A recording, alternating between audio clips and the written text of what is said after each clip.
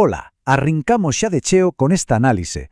Hoxe imos destripar eses mecanismos casi invisibles que manteñen vivas as cadeas de suministración globais de hoxe en día.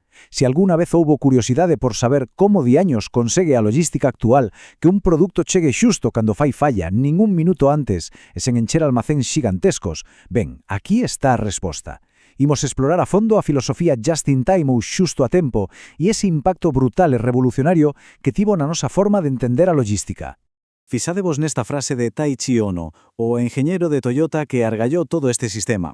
El decía: o inventario non é un activo, senón un veo que oculta ineficiencias. É tremendo, non si? Vai totalmente en contra lo que sempre nos enseñaron nos negocios. Mentres que a maioría das fábricas vían o stock como un salvavidas, un seguro contra imprevistos, Ono vio un problema gravísimo disfrazado de solución. Un cambio de chip total. Así que, para entender todo isto, imos seguir esta ruta lóxica. Primeiro, o dilema do inventario. Segundo, esa revelación que trouxe un supermercado. Terceiro, a idea de baixar o río. Cuarto, a sincronización de toda a cadea. E, para rematar, os piares do stock cero. Imos a eso. Sección 1. O dilema do inventario. A realidade da automoción na posguerra. Para pillar de verdade a magnitud deste problema e o seu efecto, temos que viaxar xusto a despois da Segunda Guerra Mundial. A cousa era radicalmente distinta en Oriente e Occidente. Por unha banda, tiñamos a Detroit coa súa produción en masa, economías de escala brutais, lotes inmensos e un almacéns a reventar de pezas por si acaso. Pero por outra banda, Toyota, a súa realidade era un mercado xaponés moi pequeno e fragmentado, unha falta evidente de cartos e un espacio nas fábricas superlimitado. E ollo, porque aquí está o fío da cuestión. Esta situación tan asfixiante non afundiu a empresa. Que va, foi a chispa de unha auténtica revolución.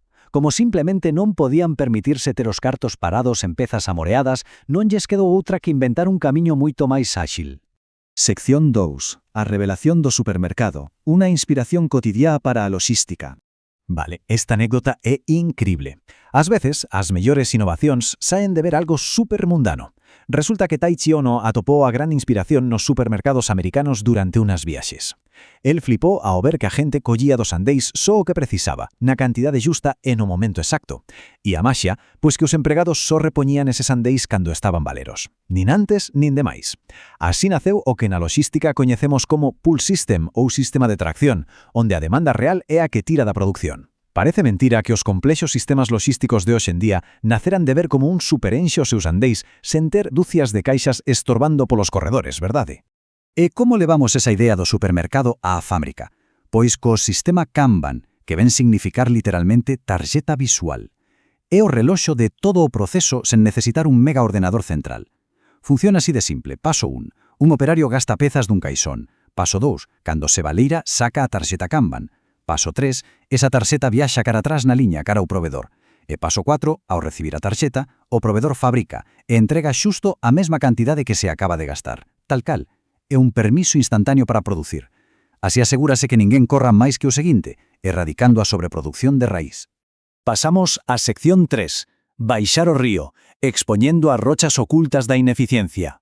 Chegamos á miña metáfora favorita de toda esta filosofía. Imaginade un río. O nivel da auga é o inventario que temos na fábrica. E no fondo dese río hai unas rochas enormes, que son os problemas operativos. Claro, se a auga está moi alta, non vemos as rochas. A navegación parece tranquila. Pero que son esas rochas en realidade? Cartos bloqueados, espacio malgastado, pezas que quedan bellas e problemas de calidade ou de máquinas que ninguén ve. O resultado dramático: almacéns a reventar, capital inflexible, materiais danados e defectos que se descubren cando xa é tarde. A xenialidade de Ono consistiu en baixar intencionadamente esa auga, ou sexa, reducir o stock. Deste xeito as rochas quedan á vista e a empresa non ten máis remedio que solucionalas unha por unha. Imos coa sección 4, sincronizando a cadea logística, máis alá dos muros da fábrica. A ver, o éxito na fábrica foi evidente dende o primeiro día, pero para darlle un emborco á logística global, isto tiña que sair dos muros da empresa. O just in time non pode vivir nunha burbulla, de ningún xeito. Necesitou unha sincronización estricta cos proveedores para crear un fluxo continuo. E como se logrou isto? Pois forxando relacións a longo plazo, nada de pelexar constantemente polo céntimo máis barato.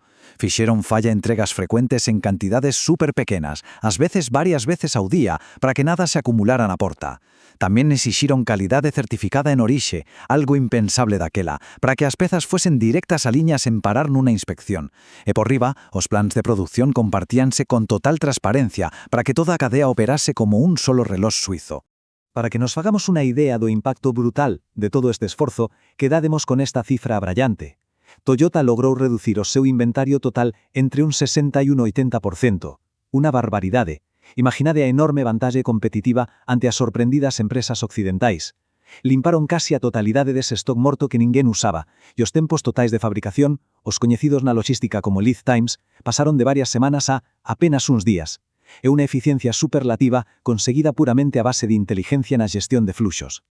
E chegamos á recta final. Sección 5. Os pilares do stock cero, o legado perdurable na xestión moderna. Imos sacar en limpo o corazón de todo isto. Eses conceptos que hoxe conforman a base do Lean Manufacturing na nosa logística global. Primeiro, a propia filosofía do stock cero. E ollo aquí, é vital entender que non significa ter literalmente 0 unidades no almacén todos os días. Eso sería materialmente imposible ante cualquier atasco dun camión, por exemplo. Consiste en unha tensión continua, unha loita permanente por rebaixar o inventario ata o mínimo absoluto para que a cousa flúa. Trátase de deixar de ver o almacén cheo como unha comodidade relaxante e empezar a tratalo como un indicador estricto da nosa eficiencia. O segundo piar é a reposición baixo demanda. A humilde tarxeta Kanban convértese no punto de pedido máis exacto do mundo, porque só se activa co consumo inmediato. Imaginade o avance. Elimínase por completo esa dependencia de prediccións a longo plazo que, seamos sinceros, casi sempre fallan.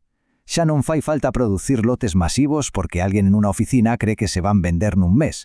Fabrícase hoxe o que se gastou hoxe. E iso otorga ás redes logísticas unha axilidade sen precedentes para adaptarse aos bandazos do mercado actual. E o terceiro piar vital é o stock de seguridade mínimo. Baixo este modelo, o Kanban funciona de feito como un pequeno amortecedor controlado, pero o punto crucial é este. A cantidade de stock de seguridade deixa de ser ese mal necesario invariable e pasa a ser un reflexo directo das avarías ou fallos do sistema. Ao ir quitando tarjetas Kanban da circulación, a infraestructura non ten máis remedio que enfrentarse ás causas raíz desa inestabilidade. Que o mantemento deficiente, arránxase. Que os tempos de entrega fallan, soluciónase. Obriga a excelencia operativa en lugar de tapar os parches con máis inventario. E para rematar, queda unha reflexión final que ten bastante miga. Se o inventario é soamente unha pregunta que pon a proba o sistema, contan os procesos logísticos actuais coas respostas correctas? É un desafío en toda regra para que miremos cualquera cadea de suministración con outros ollos. A verdadeira seguridade non está na cantidade de caixas amoreadas, senón na calidade, na precisión e no ritmo dos procesos. Agardo que esta inmersión espertara o interese por afondar aínda máis nas reviravoltas da enxeñería logística contemporánea. Moitas grazas por acompañarnos nesta análise.